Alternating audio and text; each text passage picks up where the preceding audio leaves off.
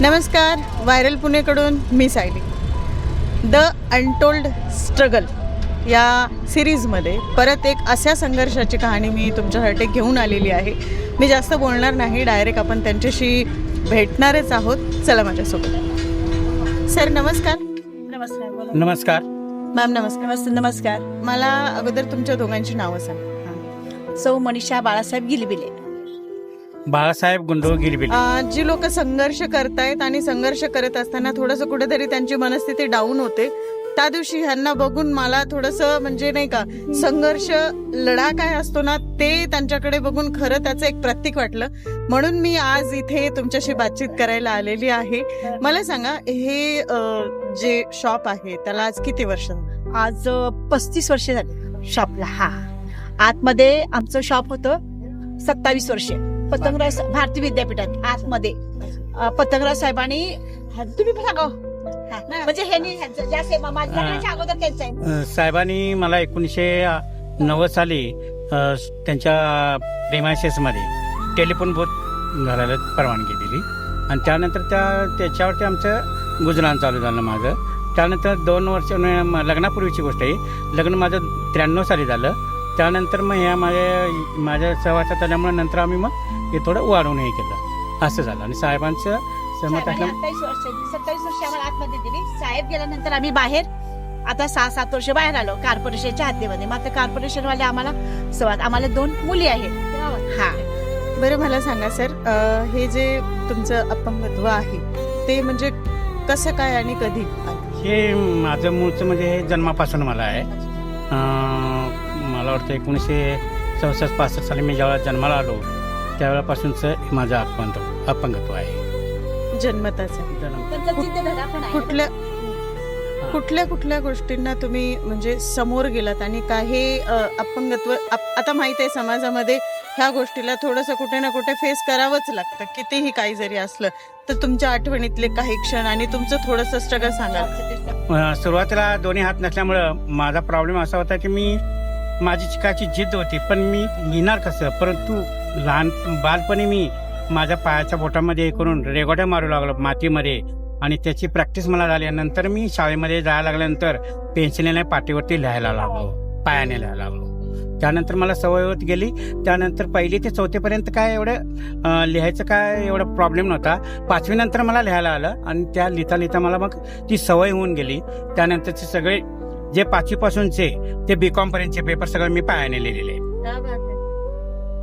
आणि नंतर याच्यामध्ये साथ कुणाची मिळाली तुम्हाला? सपोर्ट असतो एक माणसाला की नव्हताच कुणाचा? आता ह्याच्यामध्ये मला साथ माझ्या आजीचे, माझ्या आईच्या आईनं खरी मला त्यामुळे मदत केली. लहानाचं मोठा म्हणजे मी आजोळी झालो मोठा. त्यानंतर प्राथमिक शिक्षण माझं मुक्कामपोस्ट शेंद्री, तालुका गडिंग्लज आणि जिल्हा कोल्हापूर इथे झालं 7वी पर्यंत. 8वी ते 12वी पर्यंतचे शिक्षण MR हायस्कूल गडिंग्लज येथे झालं. आणि FY BCom पासून ते BCom पर्यंतचे शिक्षण शिवराज कॉलेज गडिंग्लज इथेच झालं शिक्षण माझं. आणि त्यानंतर माझ्या सहवासामध्ये डॉक्टर अनिल गांधी हे इथे समाजसेवक आहेत.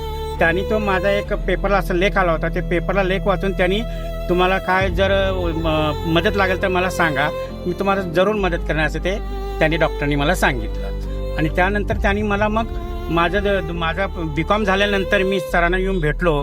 सरांना भेटल्यानंतर ते म्हणाले तुम्हाला काय मदत आहे? सर मला म्हटलं तर मी BCom झाले आणि मला शिक्षणासाठी नोकरी काय मला मिळेना आणि मला तुम्ही जागेचं कुठे तर हे करून द्या. मग त्यांनी मग पतंगराव साहेबांशी भेटून ती जागा मला मिळवून दे.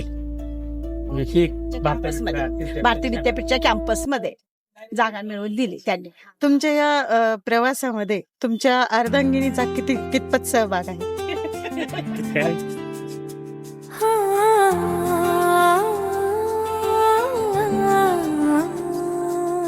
त्यांचा सहभाग मला 100% सहभाग, 100% सहभाग त्यांचा. तुमच्या डोळ्यात अश्रू आले, मन भरून आलं. त्याहून कळतंय मला की संकट कसंही असो कितीही प्रॉब्लेम्स असो, काही असो, जेव्हा आपल्या साथीदाराची साथ माणसाला मिळते तेव्हा कुठलंही कितीही मोठं स्ट्रगल असू द्या, संकट असू द्या, अगदी छोटं लागतं.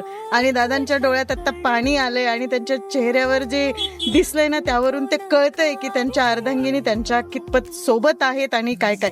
बरं, लग्नाची ही गोष्ट कशी सुरुवात झाली थोडस या इकडे, तुम्ही या इकडे. लग्नाची गोष्ट म्हणजे असं झालं, ज्यावेळेला डॉक्टर अनिल गांधी इथे मी होतो त्यावेळेला त्याने मला विचारलं, बाळू तुझं वय काय? तर मी म्हटलं सर माझं वय आता 24-25 चालू आहे.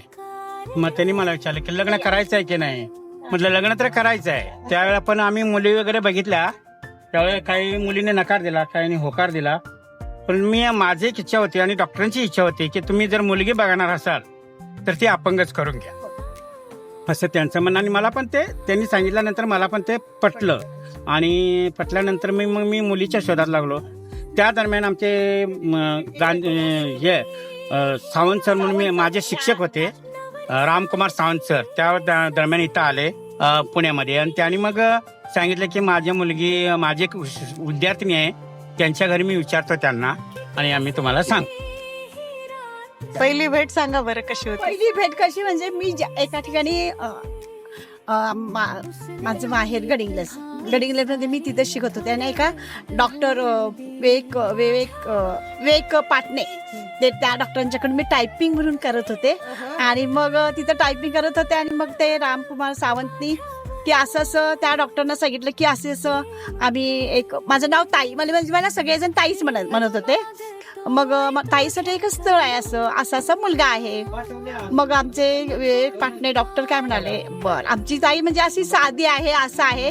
आणि मग त्याने लगेच मागणी घातली, आपण लगेच लग्न करूया असं तसं. ते काय म्हणाले, नाही आम्ही एक 3-4 महिने आम्ही बघणार आणि मगच आम्ही आमच्या ताईचं लग्न लावणार, असं आमचे डॉक्टर विवेक पाटणे स्पेशलिस्ट. तुम्ही म्हणताय तुम्हाला अपंगत्व कुठला? म्हणजे फक्त पायाला पोलिओ झालेला, उजव्या पायाने मी पोलिओ झाले, लहानपणी पोलिओ झालेला. बरं, दादांचा स्वभाव कसा आहे? त्यांचा स्वभाव माझी एकच इच्छा होती की मुलगा असा असावा की तो कसा पण असू देत, मला आयुष्यभर परमेश्वराची कशी सेवा करू तशी मी करीन त्यांची, पण तुम्हाला निर्व्यसनी मुलगा पाहिजे, असं माझा हट्ट पहिल्यापासून होता.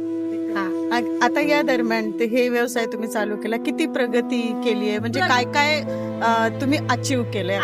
आता बघा, आमचं आतमध्ये दुकान होतं, म्हणजे बरेच वेळेला आम्हाला इथलं उठवा तिथं बसा, म्हणजे असं बरेच वेळा आमचं दुकान उठलं गेलं.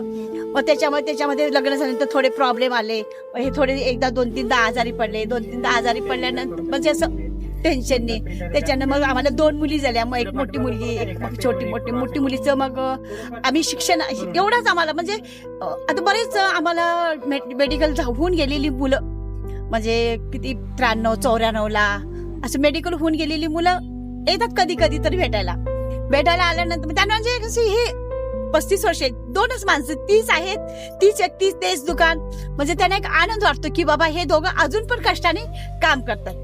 म्हणजे दुसरं काही नाही, आम्ही फक्त आम्हाला एक छोटंसं एक आम्ही घर घेतलं आणि 2 मुलींचं शिक्षण केलं, एका मुलीचं लग्न केलं, आता एका मुलीचं लग्न करायचं आहे. दोघात कधी भांडण झाली आहे का? नाही, भांडण असं होत नाही, असं फक्त थोडंफार हे होतं, नाही असं नाही, शेवटी नवरा बायको मध्ये हे होतच, पण असं कधी नाही, असं एवढे जोराचं असं नाहीये की तुझ्या गावाला तुझा, मी माझ्या गावी इथं राहतो, असं काय झालेलं नाहीये, फक्त थोडंफार हे झालेलं आहे. आता माझा जाता एक प्रश्न आहे, आजकाल जे नवीन लग्न होत आहेत आणि त्याच्यामध्ये फार लवकर मतभेद निर्माण होतो, असा संघर्ष करण्याची कुणात तयारी नाहीये, तर तुम्ही त्यांना काय सांगाल? आजकालची जी तरुण पिढी आहे, मुलं मुली आहेत, त्यांना जे नवीन लग्न झालेले आहेत किंवा लग्नाच्या बंधनात अडकणार आहेत किंवा घटस्फोटाच्या पायरीवर पोहोचलेले आहेत, मी त्यांना एवढं सांगू इच्छितो की म्हणजे जगण्याच्या वळणावरती माणसाला प्रत्येकाचं म्हणजे अप डाऊन हे होत राहतं, तरी पण तुम्ही ते समंजसपणाने हे करून दोघांच्या ह्याच्यामध्ये एकमत राहावं आणि हा संसार पुढे गाडा चालू ठेवा, अशीच माझी इच्छा त्यांना सांगायची कोणी पण आहे. तर बघितलं, संघर्ष कुठलाही छोटा मोठा असा प्रकार नसतो, संघर्षाचा त्रास हा महत्वाचा असतो आणि त्याला तुम्ही किती टफ करताय, किती समोर जाताय आणि त्याला किती आपलं करून त्याला मागे करून तुम्ही आयुष्याची जी लढाई आहे ते जिंकतात, ते महत्वाचं आहे. धन्यवाद सर.